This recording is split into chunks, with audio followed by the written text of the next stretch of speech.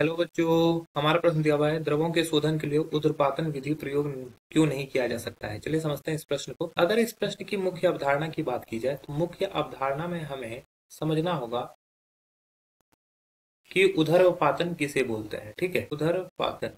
ठीक है, ऊर्ध्वपातन में बोलते हैं जब कोई जब कोई यौगिक ठोस अवस्था से ठोस अवस्था से द्रव में परिवर्तित ना होकर परिवर्तित ना होकर सीधे गैस में परिवर्तित हो सीधे गैस में परिवर्तित हो तो इस प्रक्रिया को इस प्रक्रिया को ऊर्ध्वपातन कहते हैं। ठीक है, ऊर्ध्वपातन कहते हैं।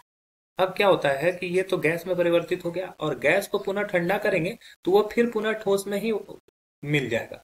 तो ये प्रोसेस भी ऊर्ध्वपातन कहलाता है। मतलब कि अगर ठोस से सीधे गैस में बदलेगा और गैस से फिर सीधे ठोस में बदल जाएगा तो इस प्रोसेस को ऊर्ध्वपातन कहते हैं। जैसे उदाहरण के तौर पर हम लोग बोल सकते हैं, उदाहरण के तौर पर हम लोग कपूर को ले सकते हैं। ठीक है, कपूर, नौसादर को ले सकते हैं। ठीक है, तो ये सभी जो होते हैं ये सीधा क्या होता है, फेनाइल गोली भी ले सकते हो। इसमें क्या होता है कि कपूर को अगर आप खुली हवा में छोड़ देंगे तो वो ठोस से सीधा गैसीय फॉर्म में चला जाएगा, ये द्रव में परिवर्तित नहीं होगा। ठीक है, तो ये ऊर्ध्वपातन का है। लेकिन प्रश्न में हमें दिया हुआ है द्रवों के शोधन के लिए।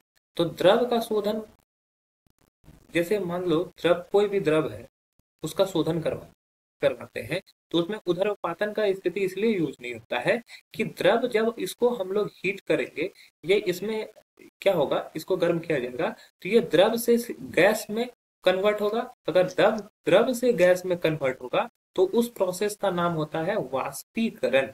ठीक है, वाष्पीकरण।